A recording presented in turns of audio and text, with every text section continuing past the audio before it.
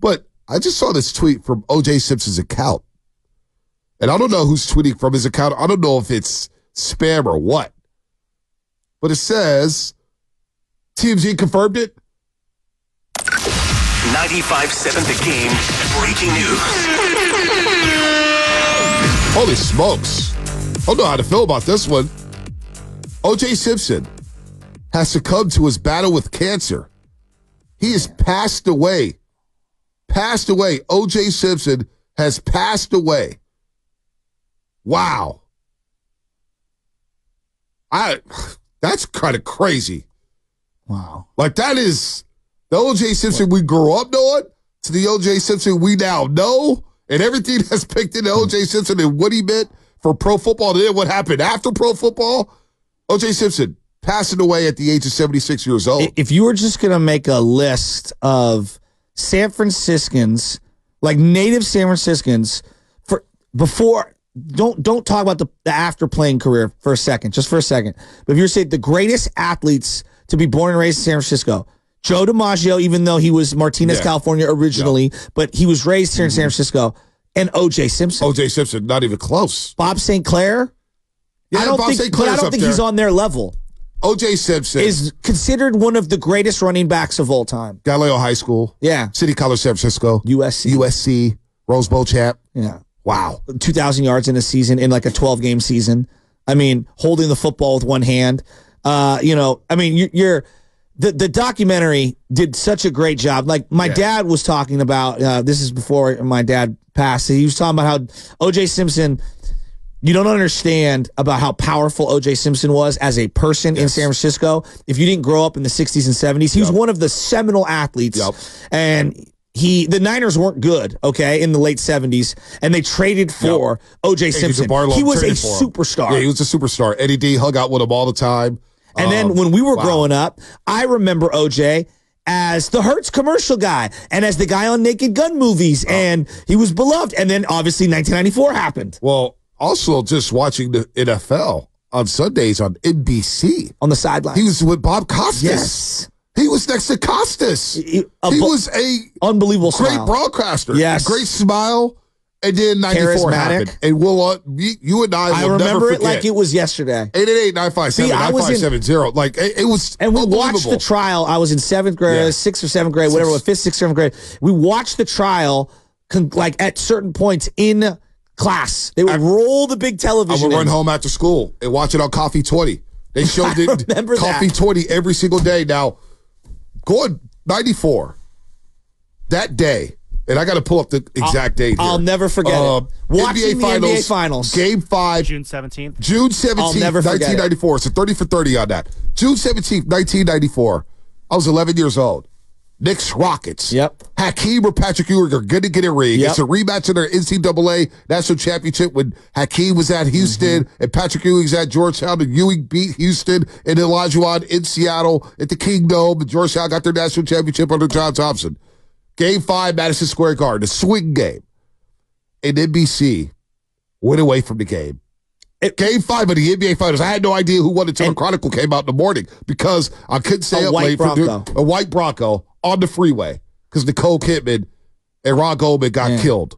And the images of them getting killed and stabbed to death was just gruesome. Nicole Simpson, excuse me. Nicole, who did I say? Nicole Brown Simpson. Nicole Brown Simpson. Yeah. But the entire thing was, it's changed television in terms of the way that we consume television. Right. Shows like First 48 and all these crime things, Judge Joe Brown. Like, think of all the different ways television changed immediately after that. And he's got to be one of the, I don't know if he's the first, but at least as an African-American to cross over into a corporate world where he's getting all the commercials. No doubt. All the movies. No doubt. He could do no wrong. So when you watch the 30 for 30, he's living in, in L.A. and Brentwood, and he's hanging out with people at the country club and stuff. He became that guy. And a lot of people were like, wait a minute, OJ? What's happening here? But he crossed over for African-Americans, and he was that guy. He was that dude. Everybody loved OJ. Damn. Dude, he was doing, again, Naked Gun movies, and he was one of the funniest guys on there. And then the murder happened. Yeah, it just changed everything. And it changed. And I still, with all the evidence and everything, and you watch the 30 for 30s, and it's like, wow. Wow. The real killer apparently was still on the loose. I mean, it's unbelievable. So O.J. Simpson, I think that's the greatest sports doc I've ever seen. Oh, it's and I know everybody loves Last Dance. I love the O.J. one. No. The O.J. one was the best doc I've ever seen because it showed you, like, for us being city kids, him growing up in Potrero Hill and taking his best friend's girlfriend. How about when he took his best friend's girlfriend? He took the bus to go see his dad, who lived in another housing project, and found out that his father was dating another man. That's how he found out at 11 years old with his best friend. Crazy, taking the bus over there. And look, I mean, and at that time, there's a lot that's baked into it, but like O.J. Simpson and San Francisco will always be linked at the hip. Wow. And here, I always tell this story, and I'm going to tell it to the day I die. The reason the 49ers, in part, drafted Joe Montana and became the team that they became was because they traded 2 first-round picks for O.J. Simpson, and they didn't have a first-round pick. Well, and because they didn't have a first-round pick, they had to be more creative to look around. And Bill Walsh pretended like he was going to trade back in, and he wanted to look at the Clemson quarterback, and that's where he found Dwight Clark. Yep. I mean, all of the 49er legacy goes back to that horrible trade of O.J. Simpson. It goes to Joe Thomas, Joe Thomas was the GM of the 49ers, and he was a terrible GM. And people around the league were like, do not hire this guy. Do not hire this guy. And AD was trying to make him – he was like, he didn't know anything about the league. So he went to Joe Thomas, who knew the league, but had a horrible reputation within the league. Well, Joe Thomas becomes a GM of the Niners, and they go 7-23. I remember reading about this in Hawaii last year, just kind of refreshing my knowledge about the 49ers. And he traded all these picks for O.J. Simpson. Bill Walsh is saying, don't do it. O.J. comes here. He practiced when he wanted to. Didn't play hard. He was hurt. It was a terrible trade. The knee was more shredded. So for show. Yeah. Like, hey, we got OJ. We got OJ. It was We're bringing him back home. Because they didn't, like the Giants, they didn't have a draw. Yep. And so Bill Walsh took over, and the rest is history. But, wow.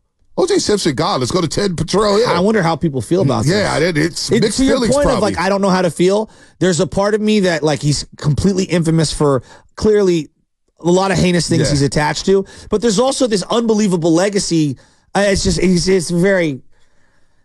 a tapestry of feelings. I don't know how to feel. Yeah, I don't know how to feel about it. Ted Potrero Hill. Ted, what's happening, man? You're on the roast. Good morning, gentlemen. How you guys doing today? Doing great, man. Topic, right up my alley. Anyway, I'm a Caucasian male. My mom was a mother of 6 on welfare back in the 70s. We actually moved to Potrero Hill Projects in the mid-70s. And I remember OJ coming up to the Potrero Hill Rec Center and doing a tree sweep commercial. Wow. And like you said earlier, he was just like you say, it was like the Pied Piper. All the kids followed him everywhere he went. I mean, if you ever got a hold of it, there actually are pictures of him doing the commercial up at the rec center.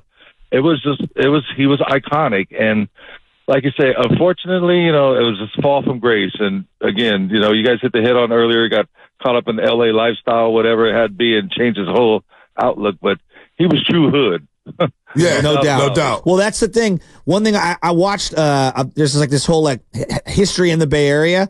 MC Hammer and OJ and their fall from grace, and very different. I mean, they're completely different. But how MC Hammer lost all his money and how OJ was on top of the world. Yep. And the deaths and the murders. I just remember the images, Shasky, of when he was not guilty, but he had to give the Goldmans all this money. Well, he lost the civil case. He lost the civil case. And when they were breaking his Heisman trophies and burning his jerseys, it was like, damn. But then he ends up going to jail in Las Vegas. For trying to get his stuff back. Well, I don't even, that whole thing was. That whole thing was just strange. But the 30 for 30, when Ted just called and said OJ was true hood, when he was found innocent in the trial, all of a sudden he became black again, is what the documentary basically portrayed him as. It's like, man, you really didn't do anything for us for a long time. You forgot about us. Now all of a sudden you're in rap videos or you're talking like slang and yada, yada, yada. Just some he's a symbol for how many different things. Yeah. Oh, my gosh. I mean, like Bonte. How many skeletons was he hiding in his closet? That's what makes me think. It's like, man, the guy was, and then he resurfaced obviously with Cameron and Mace. Yes. On It Is What It Is. And it was like, whoa, this is interesting.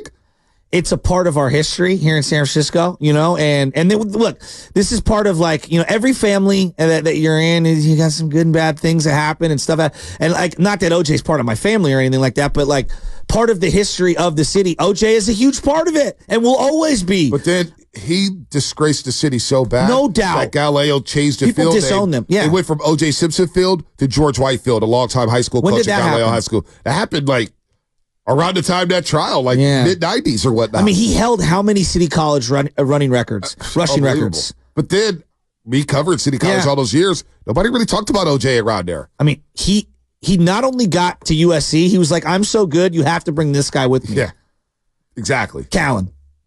It's just, man, I the mean. The Bronco chase is all time. It is all time. All time.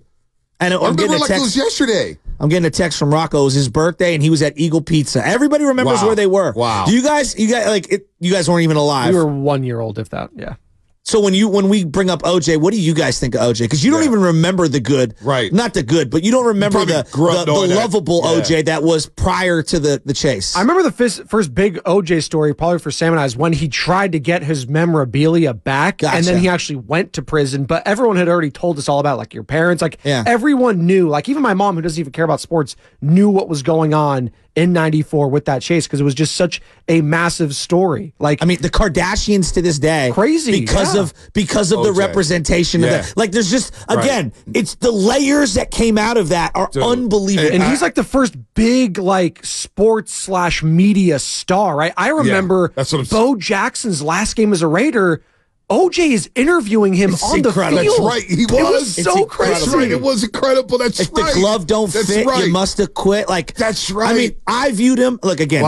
Whether this is accurate or not, I viewed him as a murderer. You know what I mean? Like, and it got off. That's the way I viewed it. You know what I mean? Like, I'm telling you the truth of how I felt. And then when he got off, Shasky, sorry to cut you off, man, but I just can't remember thinking as a kid, how the hell did he get off? But then that's what I thought. I thought that's when a young Bonta Hill thought, boy, money could get you out of everything. That's what I thought, too. That's what I thought. Money will literally buy your freedom. Money will get you out of everything. And that's why I always thought Michael Vick, he had no shot in that dog case, because I was like, they need to make an example on some athlete, because athletes are just getting off. But Dante Stallworth when they're little. I mean, the list goes on and on. To Michael Vick's credit, he has acknowledged all of the things that he did wrong, and he's learned, and he's changed a lot of his behaviors, and now he's a spokesperson for explaining to people, what he did wrong. I never felt the culpability from OJ's perspective. In fact, it felt like he mocked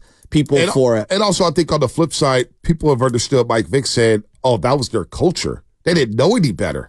I mean, I grew up in this part of San Francisco where pit bulls are fighting pit bulls, and we just all sit around and watch and thought it was cool. It's not cool. Like, I didn't know that. I didn't know that at all. Wow, Ralph, we're going to get to the calls here. Ralph in Coyote Creek. The chase was on my wife and I's first wedding anniversary. We sat and watched it all day. It was crazy. Never forget it. And yes, we are still married. Well, because if I remember correctly, they were like, he has a gun. He's going to hurt himself. Like, everyone thought he was going to commit suicide in the vehicle. Who was the guy, Cato Kalin? Yeah, Cato Kalin. The whole story was just, and he was in the guest house. Yeah, the whole thing was insane. And then I'm watching the doc, and I'm like, did the son help him? Did the son do it and he covered it up? Like, I don't know, man. The whole thing was so murky. But for the first time, we saw the Nicole Simpson gashes. Vontae. That image, I was like, oh my gosh. Oh my gosh, that poor family has to watch this. I hope they didn't watch it. Let's go to the calls. Thomas and Sarah Mo. Thomas and Sarah Mo, what's happening? Hey, boys. I personally am never going to be able to forgive him just because I graduated in '95, and there were two things that happened that took over my high school career, and it was the guy who stole a tank in San Diego and OJ. Wow. And it was, even in class, all they did. At prom, there was like a white Bronco. Like, it was just, I'm never going to forgive him. Wow. Thomas, real quick, how did you view OJ before that? I really liked him. I'm a big football fan, so I liked him on the sideline. My dad was he's from Pittsburgh, so he was a huge, OJ fan, and would tell me all how great he was, so I totally had a rosy disposition on him until he. Everyone did. He was like beloved. He was beloved. Right, B? Beloved. I mean, when you're in movies, the comedies, when you're on sidelines, again, the Hertz commercial, him running through the airport to get to the it's etched in my brain. No doubt. I just remember him being on NBC with the crew, with Bob Costas, Will McDonough, and he was so polished. He was great as a broadcaster. He was great, and he had the respect for the players because they all looked up to OJ. Marvin in San Francisco. Marvin, what's happening? You're on the roast. How you doing, guys? Well, I'm an eyewitness to pretty much all of OJ's things. I saw him play against College of San Mateo when he was at CCSF, and that was, I think, the #1 junior college team in the country. Yep. And all I know is it was like when I saw Lynn Swan play in high school. It was like this guy who just runs away from everybody for the whole game. And so I followed him after that. It's so sad. He's like the Pete Rose of football. You know, he's this guy who did all these things, but you can't talk about him because of this personal problem he had. But O.J. Simpson, to watch him play was absolutely amazing. I mean, some nights on Monday Night Football, it was give O.J. the ball and it's 8 yards. Yep. Second down, give him the ball 8 yards, give him the ball 12 yards. You know, and then he would break one.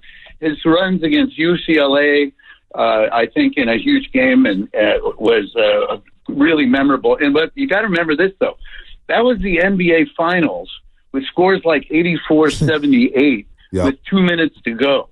And you'd be sitting in a sports bar and everybody would feel like with the NBA Finals on, everybody's sitting there talking, right? And all of a sudden, they were rock fight games, right? And all of a sudden, here's a picture of this Bronco that you think is a commercial. And then it went on and on and on. And then the game was a little thing in the lower part of the screen or something. But nobody really cared about the game because it was one of the most boring finals of all time. Anyway, so that was my impression. I just think that the real problem that everybody had with the OJ thing, including the black friends I had at that time, was that the way the trial went, where everybody knew what happened, and yet the trial said it didn't. And that was a big thing in America, yeah, I think. That was one of the things that cab drivers are talking about, you know. You know, I was told from people that I never saw him play live, obviously. He was OJ was basically Adrian Peterson meets Derrick Henry. Yeah. I mean, speed, size, power. glided. Yeah. I mean, this guy, when we grew up, we're like 2,000 yards. That's O.J. Simpson. It was literally O.J. Simpson. Was it 2032? 2037, 2032, 34. That was in the 14-game schedule, too. 14-game schedule. Yeah, where basically everyone knew you were running it. Yeah. And that wasn't overtaken until what? Eric Dickerson? Eric Dickerson, and then... I want to say Jamal... did not Chris Jamal Johnson Lewis. do it? He did get 2,000. I don't know if he surpassed OJ, though. So AP? Adrian Peterson? I think AP Peterson, did. I think, wasn't like 10 yards short or something. Wow. Crazy. Unbelievable. Wow. What a bombshell, man. And look, I'm going to tell everybody on social media, be careful how you tweet about this stuff. Be careful how you tweet it. And people are coming down Adam Schefter because he tweeted. And here's Adam Schefter's tweet. As an ambassador to the NFL, Adam Schefter, NFL insider. O.J. Simpson, a former football great who was accused of ultimately acquitted of the brutal 1994 slayings of his ex-wife and her friend, has died. People are already going crazy saying, man, you got to put all that into his rest in peace. And it's part of the story. It is. But he also did this with Dwayne Haskins, said some nasty things about Haskins, which is not fair. So just be careful. Just be careful how you tweet about O.J. Simpson. I feel a little indifferent because of what's happened and what's transpired over the course of his life. He's one of the most infamous individuals in the history no doubt. Of sports and culture. And he's born and raised in San Francisco. Think about his Twitter page. Oh, I mean,